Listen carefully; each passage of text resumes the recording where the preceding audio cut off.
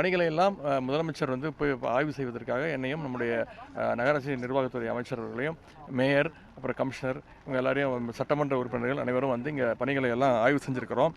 இந்த வடசென்னையை பொறுத்த வரைக்கும் இன்றைக்கி இந்த 18 கால்வாய்கள் 13 குளங்களை எல்லாம் நம்முடைய சென்னை மாநகராட்சி மூலமாக அதெல்லாம் சுத்தப்படுத்தியிருக்கிறோம்.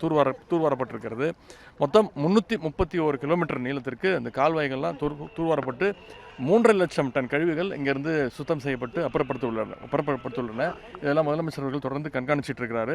குறிப்பாக சோஷியல் மீடியாக்களில், சமூக வலைதளங்களில் பப்ளிக் அவங்க பொதுமக்கள் வைக்கின்ற அந்த புகார்கள், கோரிக்கைகள் எல்லாம் உடனடியாக கவனிக்க சொல்லி முதலமைச்சர் வந்து உத்தரவிட்டிருக்கிறாருங்க.